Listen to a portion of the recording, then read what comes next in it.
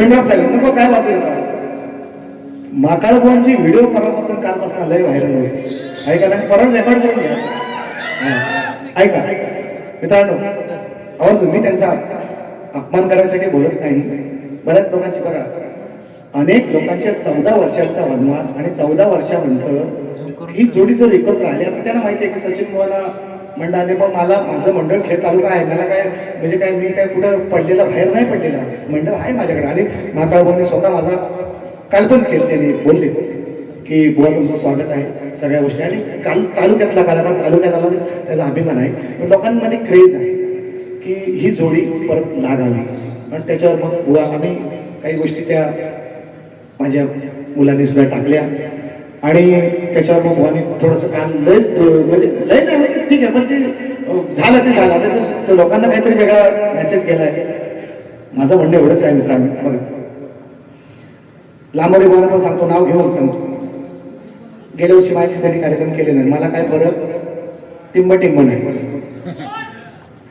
आणि 14 वर्ष आपण कार्यक्रम नाही केले, 14 वर्ष आपण कार्यक्रम नाही केले, मला फरक टिंब नाही. पण आज लोकांचे क्रेज आहे, एक जनभावना आहे, त्यामुळे त्या पोरांनी टाकलं. त्यातला वाईट कमेंट होतं, तुमच्याबद्दल असू द्या माझ्याबद्दल असू द्या, त्या त्यांनी पोरांनी फोडून टाकलं. पण कालच्या कार्यक्रमामध्ये म्हणजे कालच्या त्यांच्या त्यांनी जे केल्याच्या नंतर सुजित जुल्या माझाच पोरा, त्याला चड्डू बघितलाय मी, नागडा होता तो. 15 वर्ष काम केलं तुमच्या गावात शिवाज मी काय विचारतो. अक्षरातले कोणतरी बोललं ना, अक्षरातले इकडे अक्षय इकडे नाही मुद्दाम इकडे हा अक्षरातले तुम्ही चेहरा बघून ठेवा आणि त्याच्यात केसाला तुम्ही हात लावून दाखवा. आम्ही काय दांडे करावं सगळे इकडे. हा मी सांगायची कुठे फक्त आमच्याकडे पोरा नाही, माझ्या पोरांना मी सांगेन अरे पोरं आमच्याकडे. पण हे आता ह्या वयात हाडात उठली तर जुळतील काय. मग सामना जर करायचा आहे तुम्ही म्हणताना काय काहीतरी ते शब्द बोललं भिडायचं तर रंगमंचा भिडा ना. या पोरांच्या भिडवण्यात काय अर्थ आहे. येणार तुमची पोरं येणार, आमची पोरं मारामाऱ्या करा. तुम्हाला जर भिडायचं आहे तर तुम्ही रंगमंचावर माझ्याशी भिडा, कधीही भिडा. तत्वाचा वाद करू. आपलं वैयक्तिक काय भांडण नाही. तुम्हाला मी काय शिवाय चार दिला, तुम्ही मला नाही दिले, वाद बरोबर आहे. नसेल करायचं आपलं तर राम राम, आम्ही आमचा आहोत, तुम्ही तुमचं राहा, आमचं काय म्हणणार. पण एक जनभावना आहे. बघा मित्रांनो, आज गीतेवर हात ठेवून जज खोटा बोलतो, वकील खोटा बोलतो, आरोपी खोटा बोलतो, साक्षीदार पण खोटा बोलतो.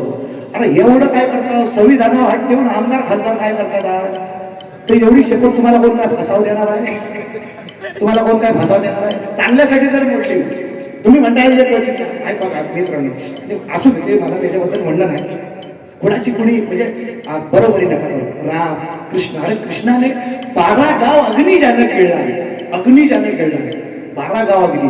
तुम्ही एक माचीची काडी इथून दाखवून जीव मानतो तुम्हाला.